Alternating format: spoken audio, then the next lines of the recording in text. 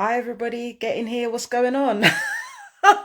Empress Justice here. Listen, I'm doing this special live on IG today because this event that's just happened like a few hours ago is too important for me not to talk about. So, as you guys know, I did a special tarot reading for the 15th of January 2021. And the reason I did that was actually because it was a Purva Bhadrapada moon that was taking place. And because of that, there are a lot of deep insights that were coming through about what was to come, about the shifts in power, and about what our individual destinies were within that societal shift. Now, as it turns out, Monday was actually preparing us for the journey that will be beginning today on the 18th of January 2024. Why? Because at 1 o'clock this morning, Greenwich Mean Time over here in the UK, Jupiter was conjunct with the moon in Ashwini. Now, in traditional Vedic astrology, to my knowledge, the nakshatras actually start with Kritika. So, which is understandable because Kritika is a sun dominant nakshatra and the sun is peak, human perfection or human purity or whatever. So, yes, it usually starts with Kritika. But what Jupiter and the moon in Ashwini tells me is that we are returning to factory settings, or it would seem that way, only we're returning to factory settings in a more evolved and in a more there's a greater power behind the roles that we were assigned in childhood. So we're coming back to roles that we were assigned in childhood, but there's an added power behind it. There is added dynamism behind it. So we may find that whilst we do return to the roles we had in childhood, there is a distinct shift in power now. The power dynamics have changed and the power dynamics have shifted. Now with Jupiter being so heavily focused, and with the connection with Purva Bhadrapada, which is a Jupiter dominant nakshatra, that moon took place on the 15th, remember. Jupiter's themes are running throughout this week, and they play a huge part in what's to come. Because Jupiter actually reflects fortunate change in leadership. Shout out to Tarot Ingi. Jupiter actually reflects fortunate changes in leadership and a power shift that is benevolent and that spirit has deemed acceptable. Just because you are in the same position in childhood, just because you find yourself playing the same role that you did in your childhood, it doesn't mean that the power dynamics are going to be the same. The power dynamics are going to be very, very different. So we have been called to return to our past for a reason. And the reason is so that we can slot into our assigned roles as the societal shift happens. Now, I spoke about Pluto in Aquarius. A lot of people are speaking about Pluto in Aquarius. But the truth is, in Vedic astrology, it's still in Uttara Ashada. It's still ping-ponging in Uttara Ashada. Between degrees is still ping-ponging, within that nakshatra in Capricorn. Okay, so this is very much about duty and materialism and government. And Pluto, remember, there are certain parts within each nakshatra that it's in that it kills. In this case, in Uttara Ashada, it kills off the false ideal of what it means to actually fit into society. There are sacrifices that have to be made if you want to fit into society, or if you want to play a pivotal role in society's in the way that society works. There are certain things that you are going to have to do no matter how uncomfortable they are. And Pluto in Uttara Ashada highlights this. It dispels any illusion and any notion of, of the things that we tell ourselves to ennoble what we're doing. Like Pluto in Uttara Ashada understands that austerity and, paring back everything in order to reveal its true self is not necessarily about morality or about anything to do with public service, but it could simply be to find one's own freedom, to find one's own independence through keeping other people reliant on them, and keeping other people reliant on them through perfectly playing the role that is assigned to them in society. And that is where we come in with our childhood understanding of life, and, you know, coming back to source and coming back to the type of people that we used to be, or that we thought we used to be, until certain situations awakened that in us. So Purva Bhadrapada was actually giving a forecast into how that impacts our futures.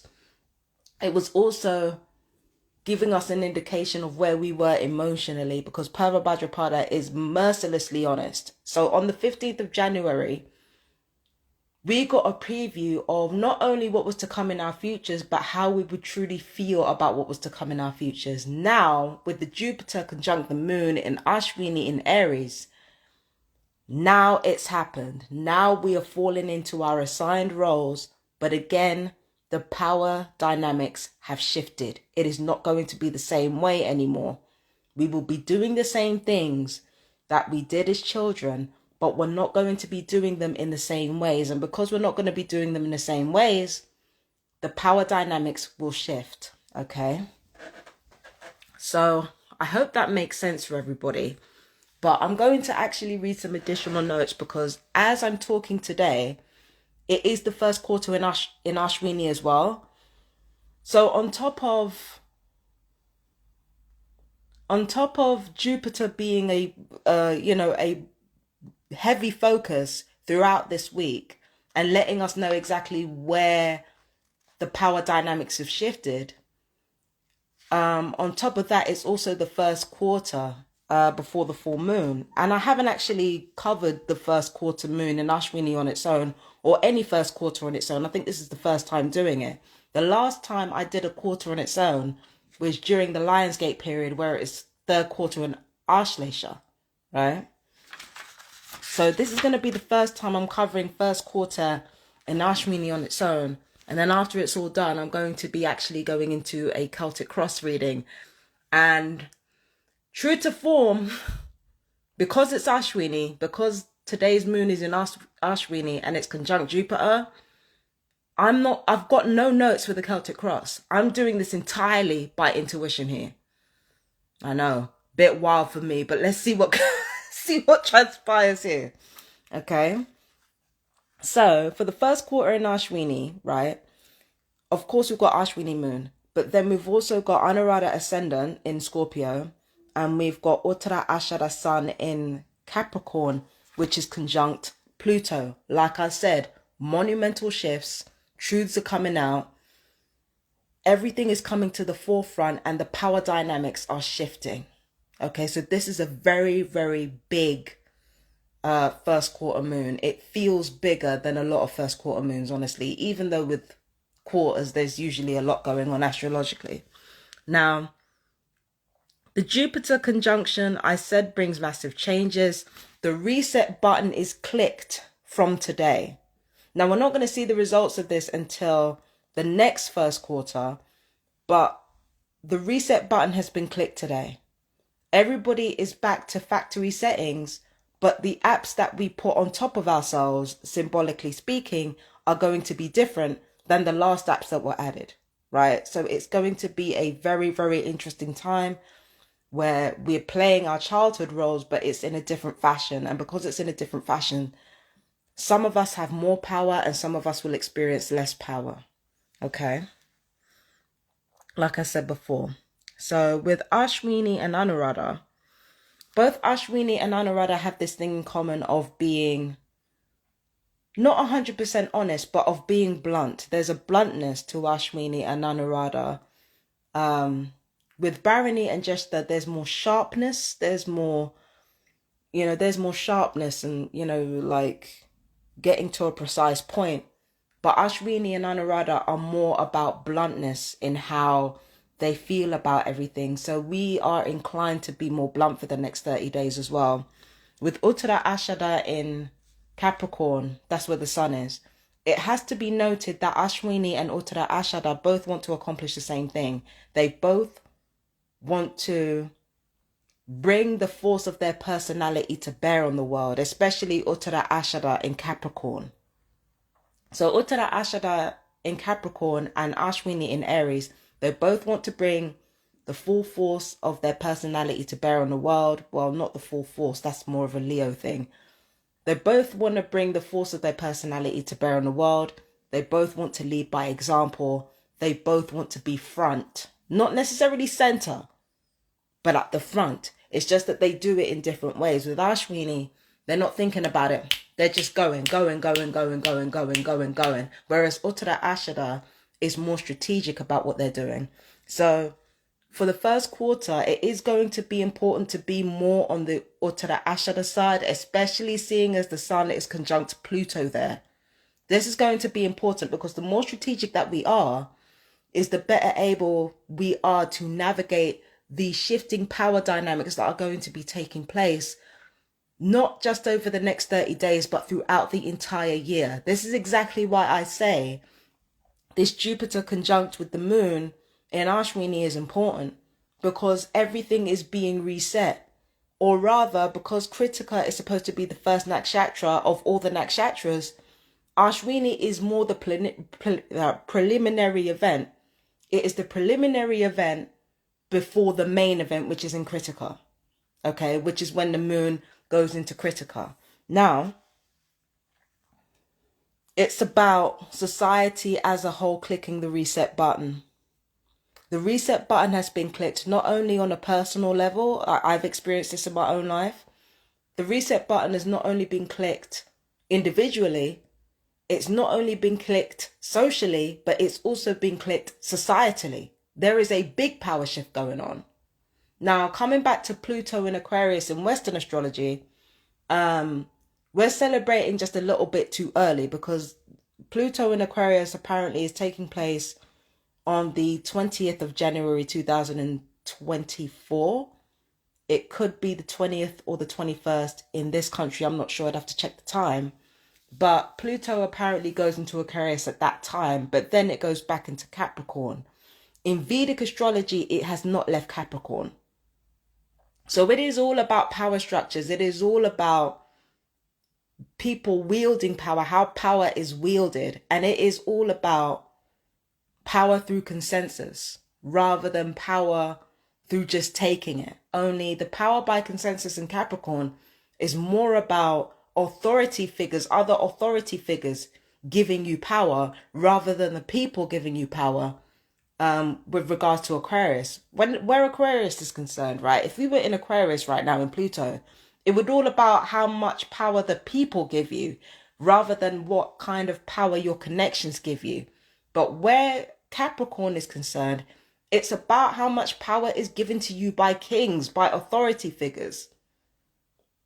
Capricorn are the ones who wield power. You know, people are not really the biggest fans of Capricorn. They're big fans of Aquarius, though. Aquarians are very, very popular. So this is why I say, if Pluto was really and truly going to be in Aquarius and staying there, it would be about what kind of power was bestowed onto each of us by the people around us. But no, Pluto in Capricorn in Vedic astrology is about how much power is given to us by our authority figures and how that power is given to us by authority figures. So Pluto in Capricorn disabuses us of the notion that we are given power by consensus of the people.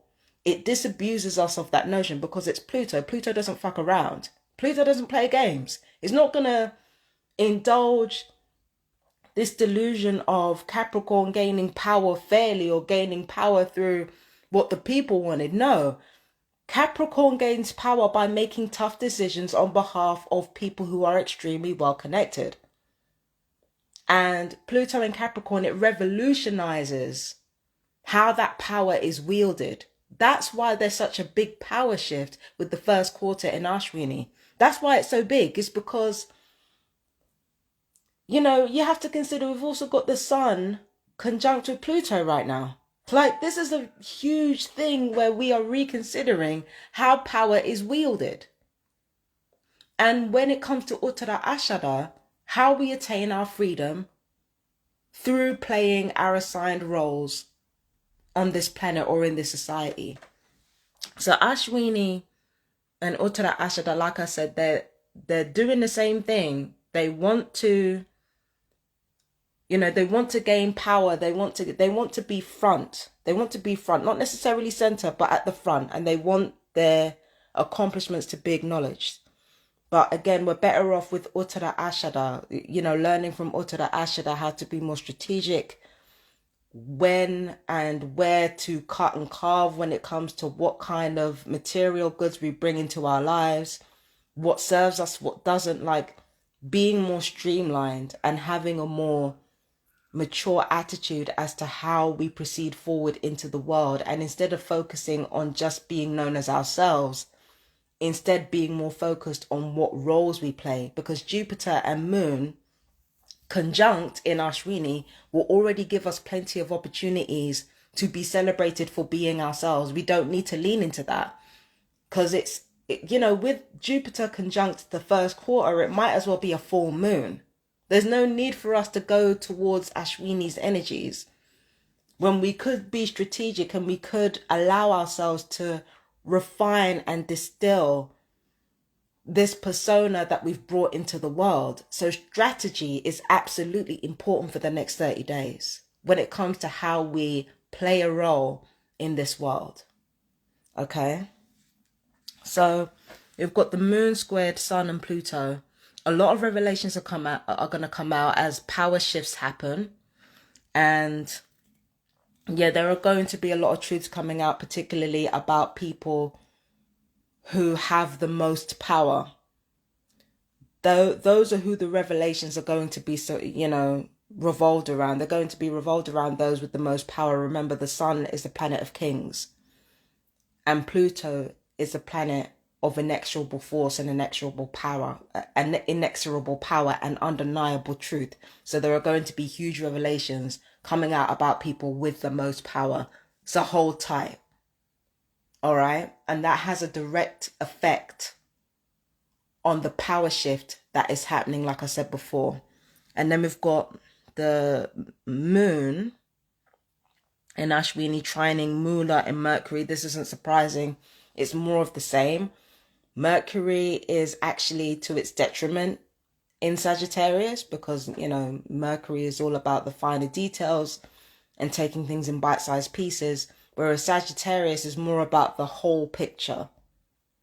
And Mula is not only about the whole picture, but it's about getting to the bottom of the whole picture. So, you know, the amount of truths and revelations that are coming out is not just going to be from the, you know, from a Scorpionic perspective. It's also going to be from a Jupiterian one. Once again, Jupiter is coming out in full force here. There is a lot of Jupiterian energy here.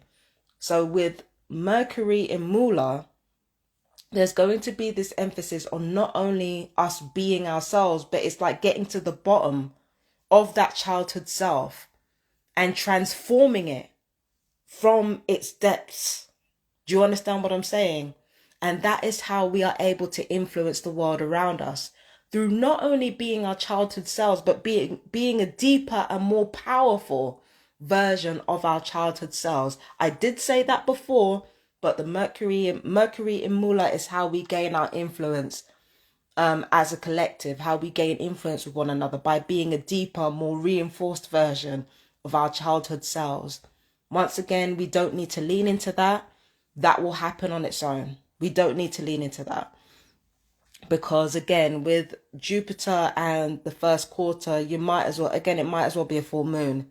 It's that fucking powerful. So with the moon trining Venus now, what I find interesting is that the moon trines Venus in Scorpio, in Jeshta.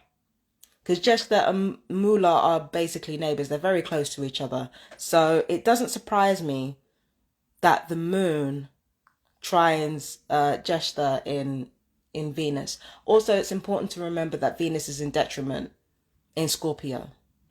So instead of our focus being on harmony, our focus is not necessarily on discord. But once again, Jeshta is very sharp. It wants to focus on a fixed point, right? It wants to focus on a fixed point, and also it wants all its relationships, its wealth, all of it to be refined. Now, like I said before, Jeshta will spread itself out. Jester does spread itself out all over the place. It does do that. But it does that in order to attract and gain and create more refined things. Those things could be love, they could be partnerships, they could be material items, they could be fashion, they could be... So it reinforces this idea of us being a more distilled and powerful version of our childhood selves. Because Venus is playing absolutely no games when it comes to the type of people that we attract in our lives and the type of people we want to keep in our lives. It plays zero games about that. So Venus in Scorpio, it can also make us more strategic and more cunning when it comes to how we deal with one another. But again, Saturn and Pluto are together here. So it's important that we do that anyway. Now, with the moon conjunct Jupiter, it's all as I've said before. We're in the first quarter in Ashwini. Okay, we're in the first quarter, but with Jupiter's influence there, might as well be the full moon. The energies of the full moon in Ashwini, the energies of being fast and hard and, you know, an emphasis on healing and an emphasis on karma, because Ashwini is key to a Mars. It's very karmic, right? This emphasis on outward displays of karma rather than receiving karma. All of this is amplified. But what I'm also happy to tell you guys is that Jupiter conjunct moon, unsurprisingly, it brings a lot of blessings with it, because not only, I don't know from an astrological perspective, but from a spicy psychology perspective, Moon and Jupiter are really good bedfellows at this point. Moon and Jupiter are good bedfellows. They're very harmonious. So the fact that these two planets are conjunct with one another, it is going to bring a multitude of blessings for each of us in accordance with our roles on this planet. It's going to be very, very fortunate for many of us. Check where Ashwini is in your chart and check the first few degrees of your first house in your chart. Those are where your blessings are likely to be abundant at this time during this first quarter moon. And again, it's also worth checking where Purva Bhadrapada is in your chart and where the later degrees of your 11th and the first degrees of your 12th are in your chart as well. So all these things coming together are going to be important, right? Also, before I move on to the Celtic cross, the Jupiter connection, the Ashwini connection with Karma, Purva Bhadrapada, all of this is connected to the year of the dragon coming up. Now, Purva Bhadrapada in Vedic astrology is one of the symbols associated with Purva Bhadrapada, which is Aquarius and Pisces in Vedic astrology, is the dragon of fire. Because remember, it burns away anything that does not belong to it, that does not belong to its authentic self. It burns it all away, and it focuses absolutely on being its purest and most undiluted self. Okay? So Purva Bhadrapada unceremoniously torches anything that does not belong to you or that does not belong to your most authentic self. It torches everything that does not belong to it, regardless of whether or not it makes profit, regardless of whether or not it brings love, whatever. Like, it will just torch it all, and it will leave you with the core essence of who you are. What Uttara Bhadrapada does, its later nakshatra, what it does after that is, after Purva Ashada has burned away any inauthenticities surrounding you, Uttara Ashada will clear it with water. So it will clear it through healing, it will clear it through kindness, it will clear it through emotional intelligence. Whereas Purva Bhadrapada is all about acting on your most authentic self. Do what thou wilt, come hell or high water. So the power of Purva Bhadrapada in Aquarius moon, the power of Ashwini today, it all connects with, forgive me for saying this because it's like I'm mixing different types of astrology together. For me, it actually connects to the year of the dragon, which is coming up in 2024. Now, I actually said to you guys during the annual reading for 2024 that it was going to be the year of the snake. But then I remembered, actually, no, it's not going to be the year of the snake because it was the year of the rabbit in 2023. So with the year of the rabbit in 2023 bringing us lots of good luck and all that wonderful stuff, now comes the age of the dragon. I don't know if you guys have noticed, but there's been a lot of uncomfortable shifts, a lot of earth-shattering events for a lot of people, myself included. All of this is preparing for the year of the dragon's arrival. And the year of the dragon is not just about burning down anything that doesn't belong like Purva Bhadrapada does. It's also about replenishing it with something better like what Ashwini does. So Purva Bhadrapada burns it all away. Uttara Bhadrapada clears up the mess. Revati takes what's left, turns it into something divine, and Ashwini uses that divinity in order to replenish the earth again, just like the dragon does. Remember, dragon is the fifth in the race because it is replenishing everything that it burned down in its path in order to win.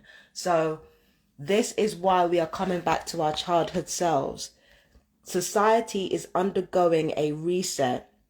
And as it undergoes a reset, there is going to be a lot of destruction that has happened that us individually, in our own cases, we have to clean up. So there are cleanups to be done collectively as a society, but also individually as people in our own lives. There are things that we've got to clean up. So it's a very powerful time. The first quarter in Ashwini is preparing us for the year of the dragon that's coming up in February.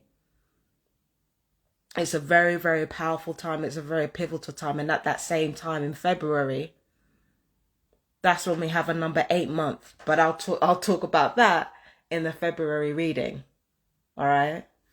Now, I've gone into so much detail. I don't know how much it's worth going into this Celtic cross right here. But in honor of Ashwini, I'm going to be going into this intuitively. So let me just get this bed straightened out. Get my knee together, right? And yes, we will look at this Celtic cross right now. Hold on. So this is the Celtic cross right here for Ashwini. The first quarter in Ashwini and what it means. And as you can tell, there's an extra card here. There's an added card here. I'll explain that in a second. But for now, I want to go briefly into this Celtic cross. Now, the first card we have is the Six of Cups. Like I said before, childhood memories are coming back with full force, right? But it's almost as if we're reframing those memories in order to move forward with our futures. So in order to really move forward into our future, we've got to take several steps back. We've got to go into our past memories. We've got to reconnect with our internal purity so that we can move forward into a new age, because it is going to be a new age when the year of the dragon drops, because the year of the dragon is associated with Aries, and Aries is, much like Ashwini, it's very stylish, it's very stylish, it does its little thing, but with this right now, this is the situation. We're coming back to the purity of our childhood selves, but we're transforming how we bring it into the world. Okay, so this is the situation that we're in right now. Okay, let's see what else I can get. I think that's it for now. With this thing here, this is the challenge to our situation. This is the obstacle to this. Now, ordinarily, the Knight of Cups is Knight of Cups. What may I talk about? The Knight of Pentacles is actually a good thing to me usually, because it reflects taking measured responses to things. It reflects looking after our bodies. It reflects looking after our material goods, the goods that we already have. But the reason why it's a challenge is because this is Ashwini and this is Uttara Ashada. I told you that it's actually important to remember Uttara Ashada in what we do. And the reason for this is to protect Ashwini. So I'm actually glad that I got the intuition for this, because it seems like a challenge. It's not actually a challenge. It's actually protecting this. In us being more strategic about what we do with our bodies, with our material resources, how we approach everything, we're protecting this, and we're giving this room to thrive and room to grow and room to be its best self. So that is what this is here for. It's protection. It's not blocking. It's protection, right? So taking measured responses, remembering our physical and material responsibilities in our lives, all of these things will play a big part in protecting this. And the reason why that's important is because of the Seven of Swords. There's been a lot of dishonest behavior from a lot of people, and that dishonest behavior is about to be exposed. Now, truth be told, we like to think of ourselves as honest, and we like to think of ourselves as authentic, but the truth of the matter is that we're all very dishonest. Like, truth be told, many of us have lists of sins that could write whole books. Do you understand what I mean? And yet, if we were to tell our sins to God, we could fill these things out on a post-it note. But all of us are full of sin, full of dishonesty. And a lot of these things are going to be revealed to everyone. And then when they are, it's up to us to understand how to strategically protect our inner children. Now, this is the recent past. This is related to Ashwini. This is normally associated with Aries, Leo, and what may I talk about? Aries, Leo, and Sag, right? So this card is usually connected with the fire signs. And as such, many of us are going to be embracing Ashwini's energy if we haven't already, because we can see what's ahead. We just don't see how it's going to unfold. The impatience and the uncertainty comes from not knowing how and when, but it's like we know what is going to happen. And some of us could be anticipating worse outcomes than there are likely to be because of our impatience, right? Or conversely, we might not want to be honest with ourselves with the unfortunate events that might come up ahead, but I don't really see many unfortunate events coming up ahead. I see for a lot of people, they're going to come into their power where they weren't able to do so before. And with that brings the present moment. I want to show you guys something. As I'm talking, the sun is shining. It's a very, very clear day. Now, weather happens all the time, shit happens all the time, and it could be coincidence. I'm not saying it couldn't be, but given the nature of this reading and the nature of the placements that has been observed, and given where I'm doing this reading, I don't think this is coincidence. I think this is a symbol that we have reached some level of emotional peace and some emotional settlement, which is a wonderful thing. Because again, with Jupiter plus the moon conjunct in the first quarter, it might as well be, truth be told, it might as well be the full moon, the way this conjunction is bringing such beauty and such blessings to our childhood selves and our immediate selves. So we feel a sense of emotional satisfaction in, despite all the horrible upheavals that some of us have had, including myself, there is an emotional satisfaction, an emotional peace that's there. It's subtle, it's not dramatic, but it's there. And with this, in the near future, boy, Lord have mercy. Listen, there are so many things connected with this card. First of all, we're coming back to Jupiter again.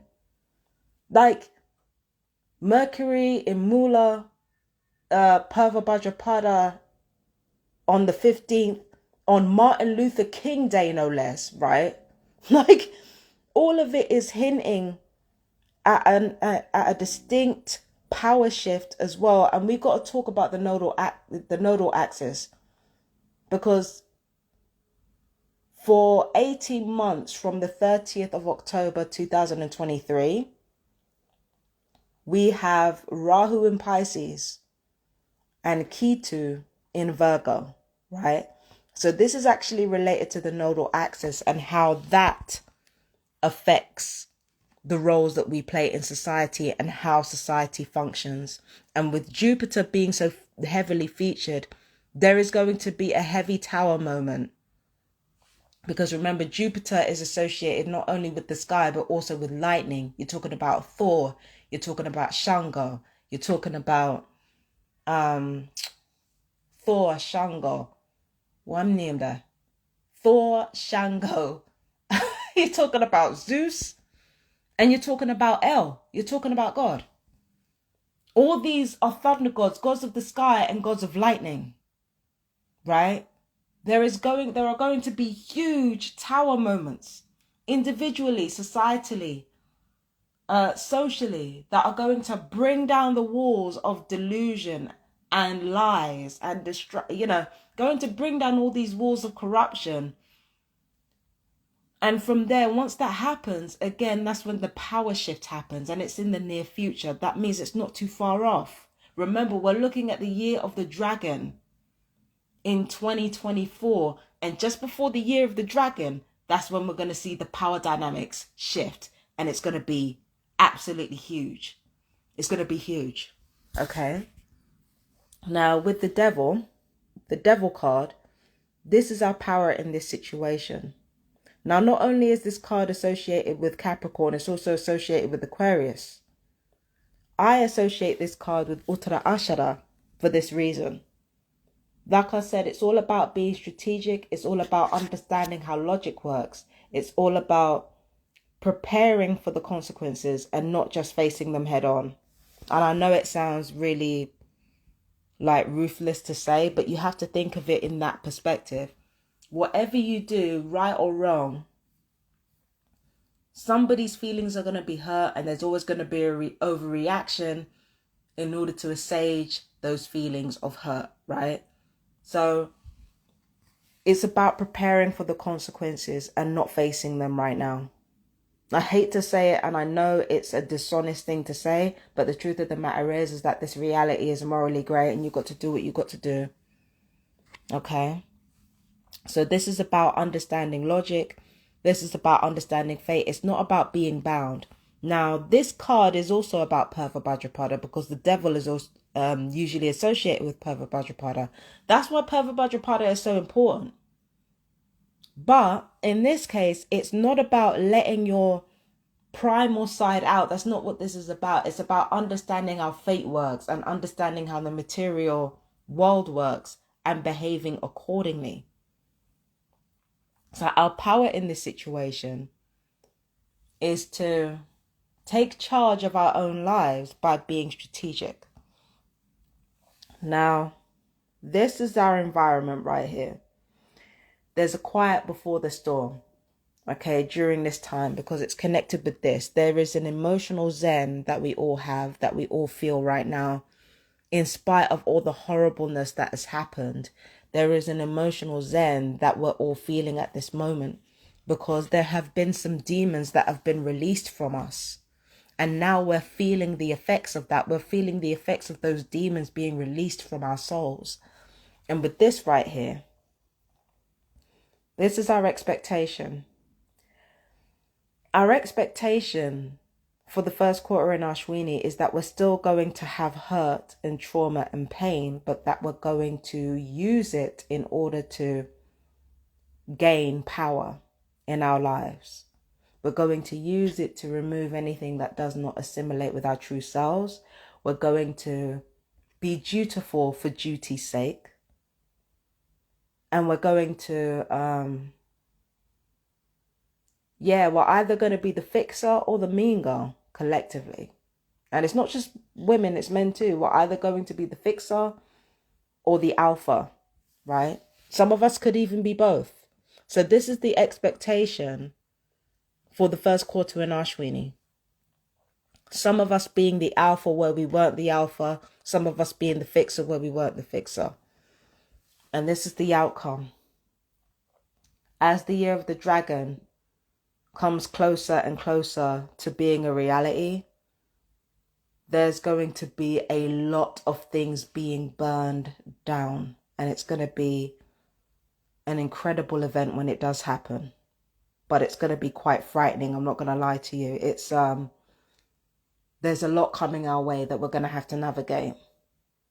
But when it does come our way, it will be burned by the fires of our authentic selves.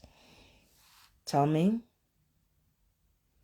We also have a lot to protect, because again, Jupiter conjunct with the moon, it brings a lot of blessings.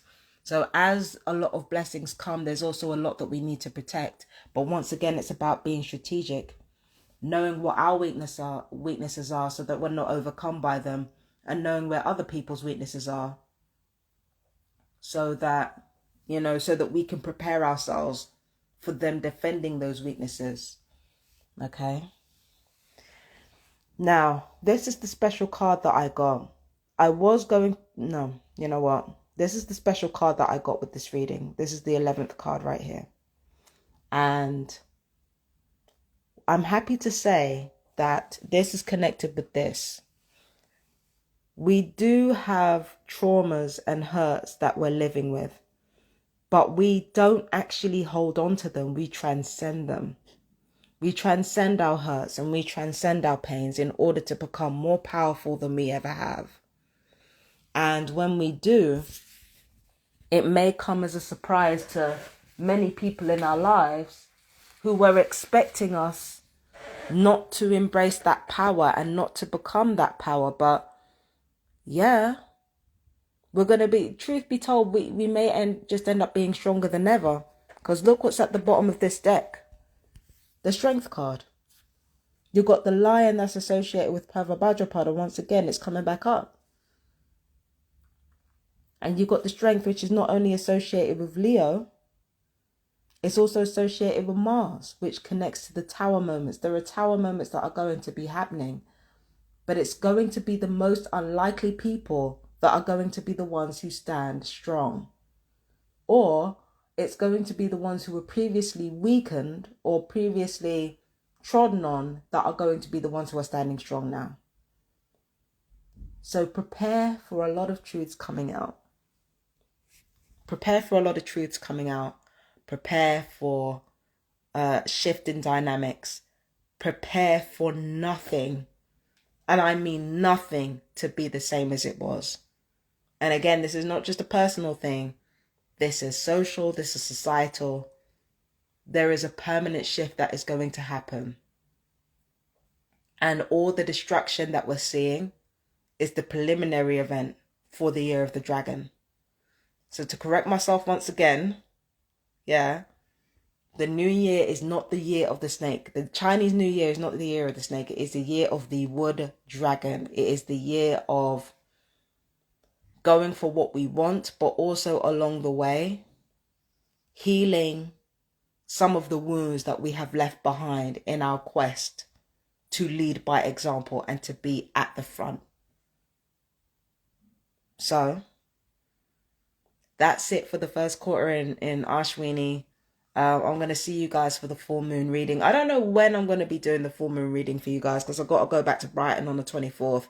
So I don't know when I'm going to do the reading, but I do know that the full moon is going to be taking place on the 25th of January 2024. So we shall see when I'm going to do the full moon for that time. But in the meantime, I love you guys. Peace and blessings. You guys take care of yourselves. Bye-bye.